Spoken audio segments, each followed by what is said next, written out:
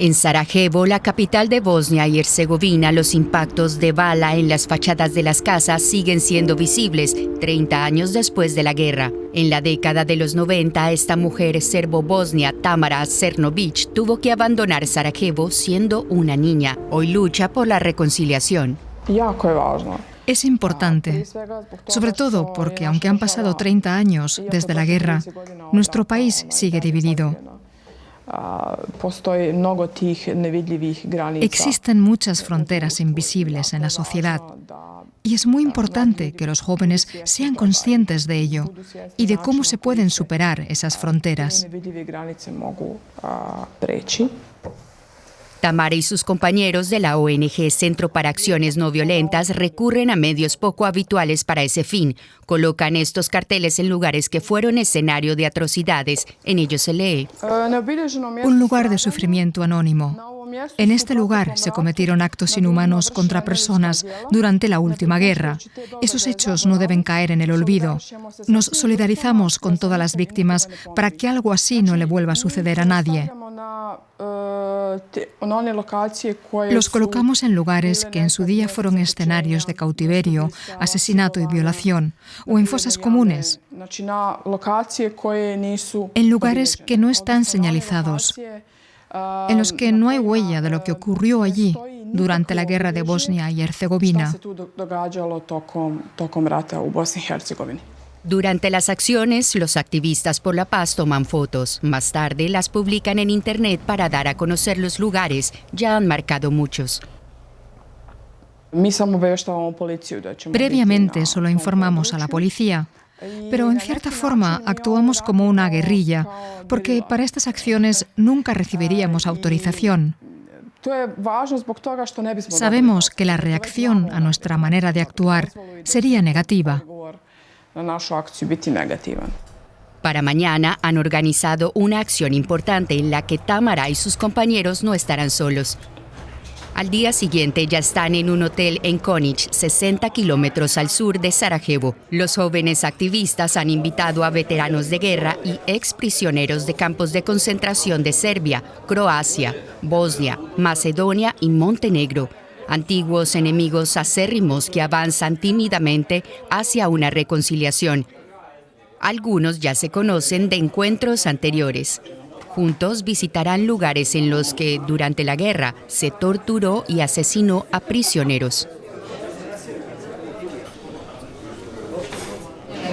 Es un paso necesario, un paso que en realidad no deberíamos dar solo nosotros, sino toda la sociedad. Pero de cualquier forma me alegra que hayamos logrado tantos participantes. Son personas que confían en nosotros y eso me llena de orgullo, me hace feliz. El croata Dalmir Miskovic también trabaja para la ONG. Es abogado y vive en la capital de Croacia, Zagreb. Para él, este fin de semana es un momento muy especial en la lucha por la reconciliación. Desde niño he visto que esta es una de las cosas más valiosas que se pueden hacer aquí en Bosnia y Herzegovina, pero también en toda la región de los Balcanes.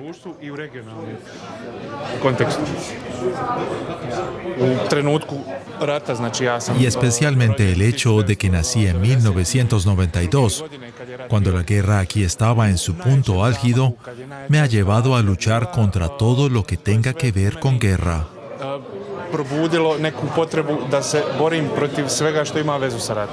El programa del día es apretado. Partimos. Por seguridad nos acompaña la policía. Primer destino, el antiguo campo de prisioneros de Celebići, donde croatas y bosniacos, como se denomina a los bosnios musulmanes, recluyeron a cientos de serbios en 1992. Como ya saben, vamos al cuartel de Celebići. El comandante nos pide que no ingresemos con armas en el cuartel.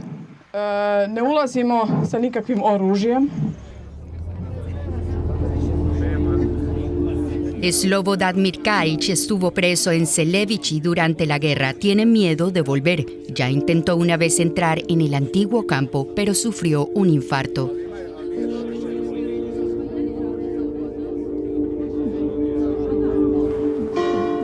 Más al oeste en Europa, Barcelona, España. Del momento de la explosión solo recuerdo, y lo comparo siempre con el ruido cuando uno coge una nuez y la aplasta, ese ruido que hace la nuez, es idéntico al ruido que oí cuando ya me estaba quemando. O sea, fue oír ese chasquido y de repente una calor, y ver que te estás derritiendo. O sea, notar que te estás derritiendo, hasta claro, los nervios también se queman y ya no duele.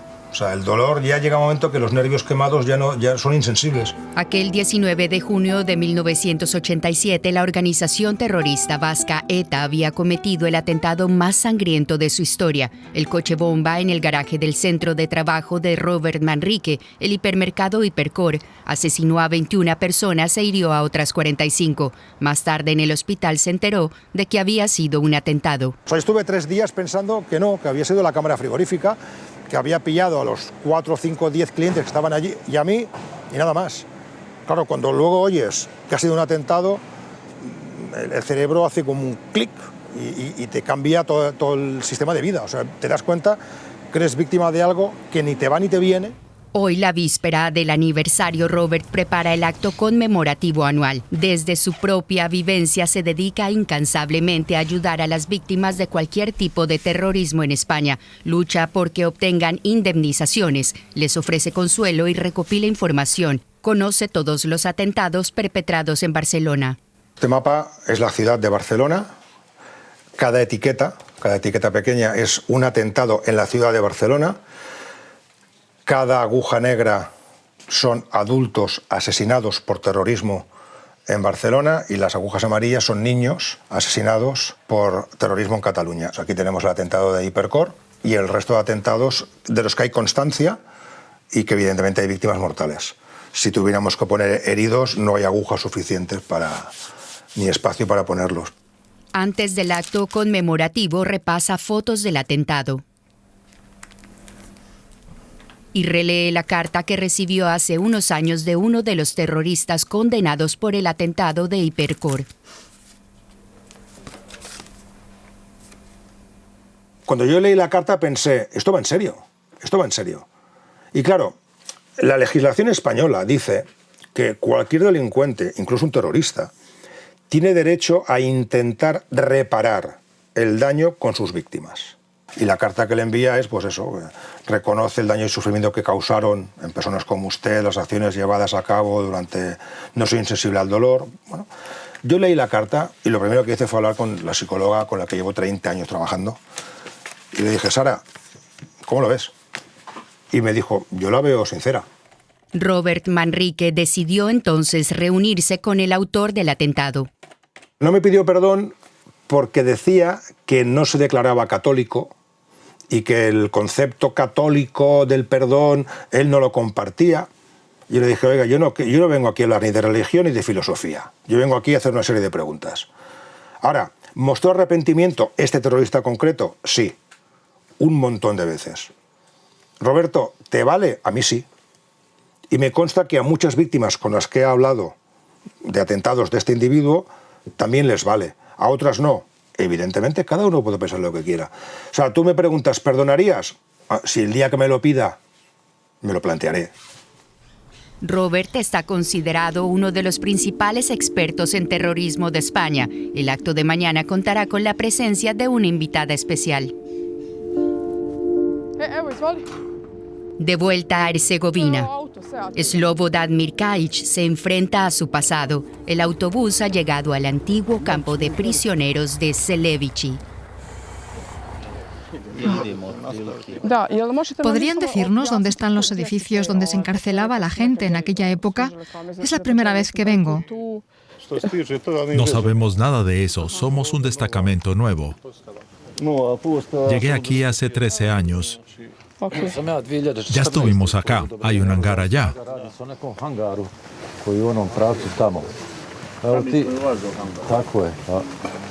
Si nos lo permite, iremos allá. Claro, no hay problema. Tamara ha prometido a Slobodan estar a su lado en el campo. Fui testigo de que aquí fueron violadas, golpeadas y asesinadas muchas personas. Allí está el hangar.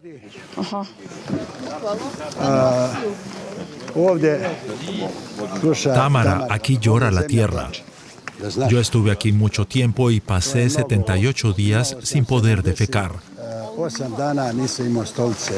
El médico me preguntó qué comía y no supe qué contestarle.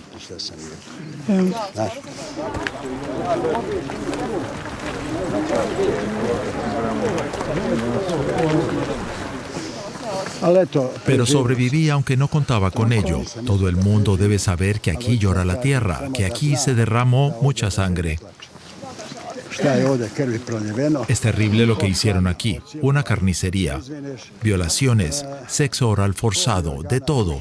Golpes, quemaduras, trabajo forzado. Y nos torturaban negándonos la comida.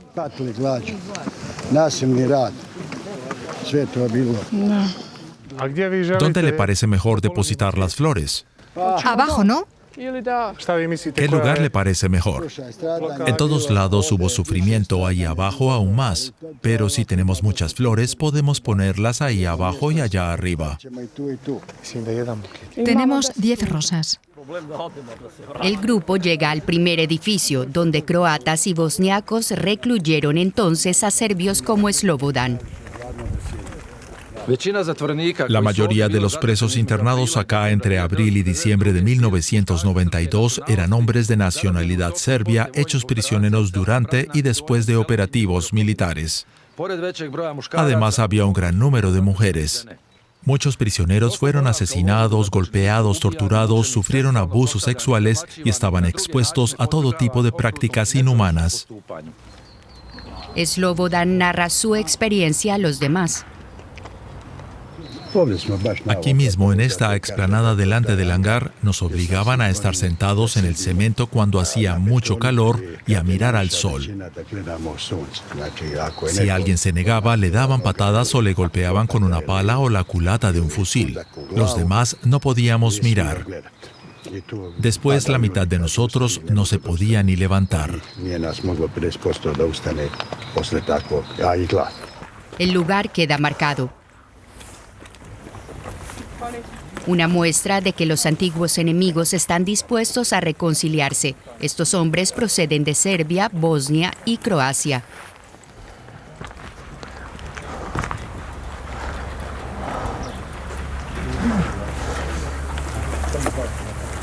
También en este edificio se cometieron horribles crímenes de guerra en 1992. En momentos como este, Dalmir Miskovic ve que su esfuerzo diario por la paz da sus frutos. Lo más hermoso es que la mayoría de las cosas ocurren espontáneamente, sin programa preconcebido como en un acto oficial. Y la colocación de las flores y las conversaciones entre los asistentes son momentos muy cercanos, muy personales. Exprisioneros y veteranos de guerra conversan, se tienden la mano porque es una reconciliación viva, real. Quieren una reconciliación activa. Los veteranos y activistas por la paz no son siempre bienvenidos. Eso quedará claro en la siguiente parada. Volvemos a Barcelona.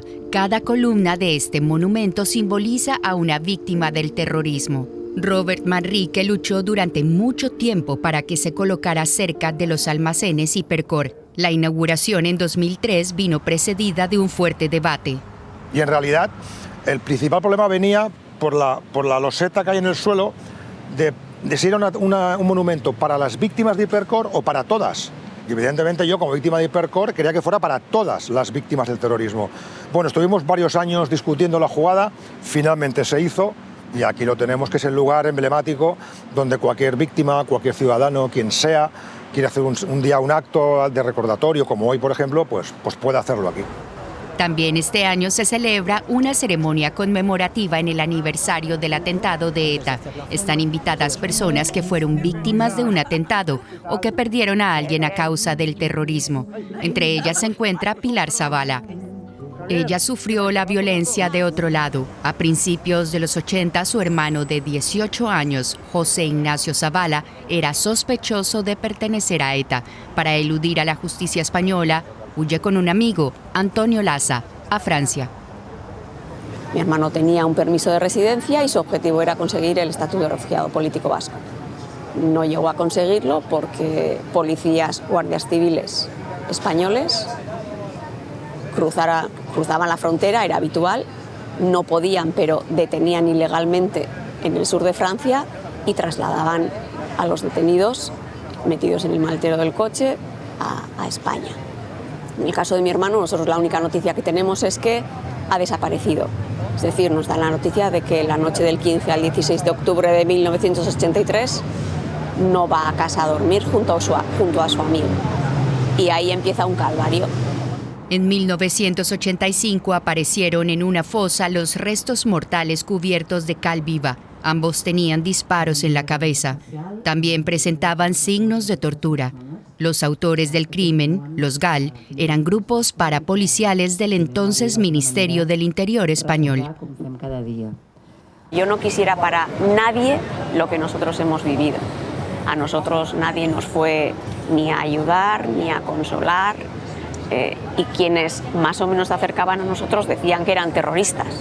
Entonces te genera una ambivalencia emocional muy grande, porque tú quieres que te respalden las instituciones y los gobernantes que te representan, pero esas personas no hacen nada para intentar solidarizarse con tu dolor o intentar investigar. Junto a Javier Martínez, cuyo hijo de 3 años fue asesinado en el atentado yihadista de 2017 en Barcelona, Pilar manda un mensaje de paz. Aquí y ahora rendimos homenaje a todas las víctimas del terrorismo, a todas.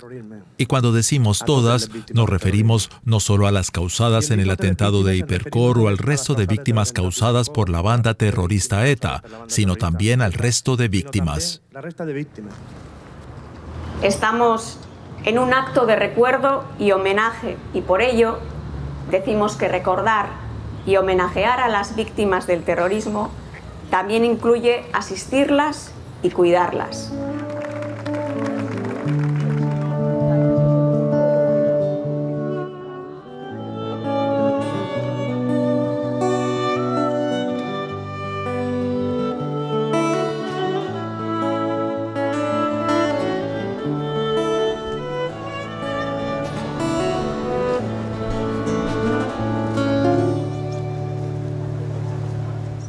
La historia del hermano de Pilar parece ser conocida por la policía de Barcelona. 2 agentes se acercan a hablar con ella. Al principio lees muchas cosas y lo de su hermano lo había leído por varios sitios, vídeos, tal. Sí. Y piensas a ver si esto no vuelve a ocurrir. Pues eso es. Y vosotros trabajáis para que esto no Yo vuelva le a he dicho ocurrir. al compañero, digo, yo creo que esta chica lleva toda la vida dedicándose a... No. A mí cuando me presentan como activista de derechos humanos, yo me quedo así pequeñita y digo, yo estuve 28 años sin hablar. Han pasado ya 40. Sí. Entonces, pues al final me tocó a mí y bueno, pues comencé yo a pelear y a seguir en esta pequeña lucha. Sí. Vale, Me alegro. encantada. Vale, igualmente. Que policías se interesen por el caso de su hermano reconforta a Pilar. Pues me parece muy correcto. Yo creo que los asuntos hay que hablarlos. En este caso hay que saber que se han acercado a mí la Policía Autonómica de Cataluña. No ha sido la Policía Nacional Española. Bueno, haciendo esa pequeña distinción, pero yo no tengo ningún problema de hablar con ningún tipo de policía, ya sea española, autonómica o de otro lugar. Para ellos, eso es parte de la lenta reconciliación en España.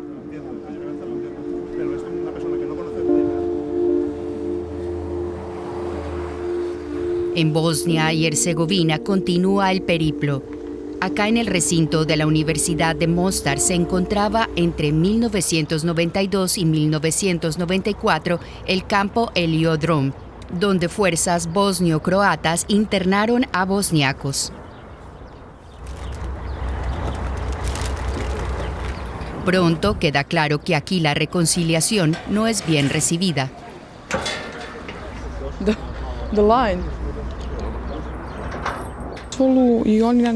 Niegan lo que pasó aquí. Por eso no nos dejan entrar. Su actitud es de simple negación.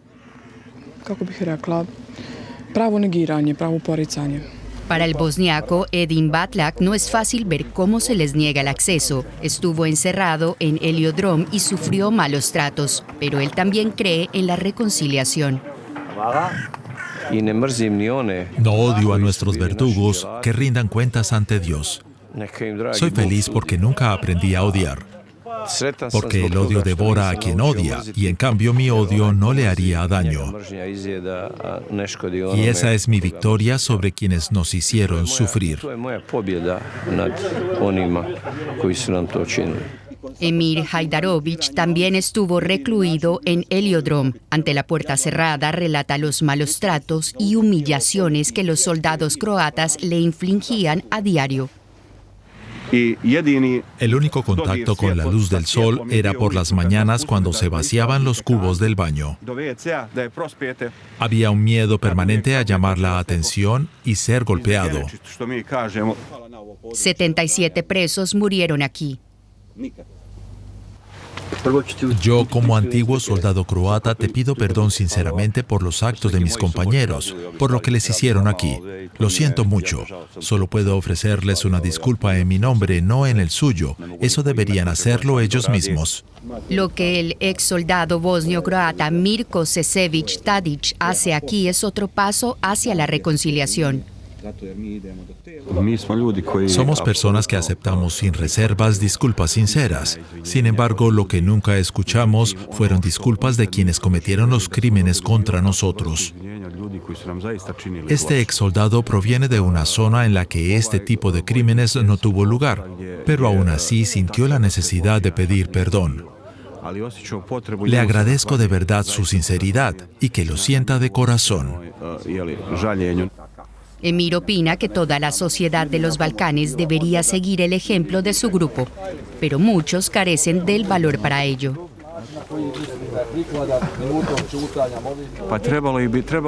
Para que la verdad se abra camino en círculos más amplios, deberíamos ser 60.000 personas y no 60.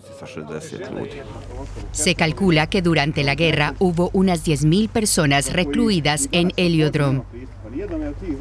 Esta carretera de montaña conduce al pueblo de Siemlje. Pertenece a la República Srpska, la parte de Herzegovina gobernada por los serbios. La escuela primaria sirvió a las tropas serbo-bosnias como centro de reclusión y tortura. Senat Sudomerica investigó las atrocidades cometidas a bosniacos y croatas.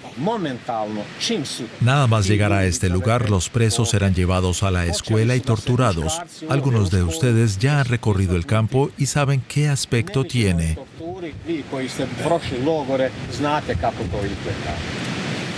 Y las mujeres eran llevadas enseguida a la buhardilla de este edificio donde eran violadas.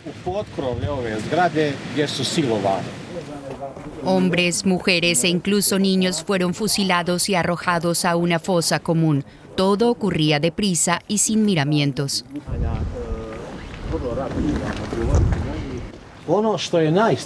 Lo más terrible de toda esta historia es que tenían tanta prisa por matar a esas personas que literalmente ni siquiera les robaron. Durante la exhumación se encontró dinero a la mayoría de las víctimas. Se encontró oro, joyas. Se desconoce aún la suerte que corrieron aquí 137 personas. Se cree que aún hay fosas comunes por encontrar en los alrededores. En Barcelona terminó el acto conmemorativo. Pilar y Robert se ven poco y por eso aprovechan la ocasión para dar un paseo.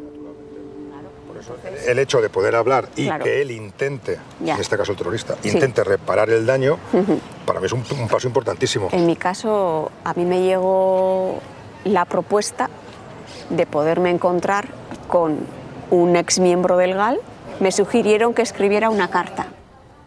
En la carta, Pilar describía a su familia y a su hermano asesinado. Y luego recibí la respuesta. Y entonces, en su carta, se solidarizaba, se hacía responsable de lo ¿En su sufrido. respuesta? Sí, se hacía responsable por haber pertenecido al GAL, a pesar de no haber formado parte del comando de la Guardia Civil, porque él era policía, Claro. que nos causó el daño, y me pedía perdón. Pilar participa en conversaciones en las que antiguos terroristas intentan asumir la responsabilidad de sus actos y reparar el daño causado. Lucha porque también se celebren reuniones de ese tipo entre los autores de crímenes cometidos por instancias estatales y sus víctimas. Considera que el Estado debería reconocer sus delitos como terrorismo. Para Robert, una razón más para seguir luchando por las víctimas. ¿Qué más quisiera yo que irme un día a visitarla a su casa, tomar una cerveza, pegarnos 4 risas y no tener que hacer nada más? ¿Pero por qué? Porque el Estado lo hace. Pero como el Estado no lo hace y el Estado no cumple con la ley que el propio Estado ha legislado, pues tendremos que seguir haciéndolo. Bueno, pues hasta que Claro. tengamos fuerzas. Aquí existe una negligencia o existe una mala praxis.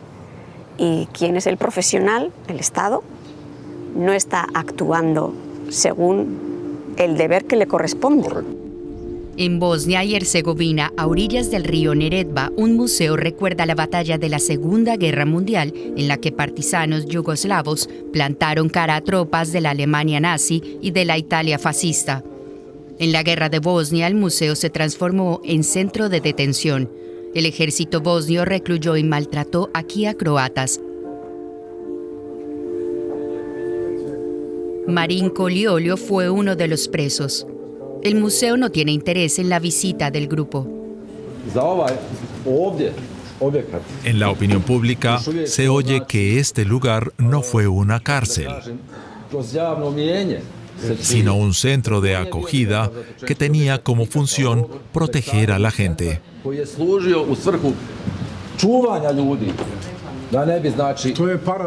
Es paradójico. Allí está mi casa, muy cerca.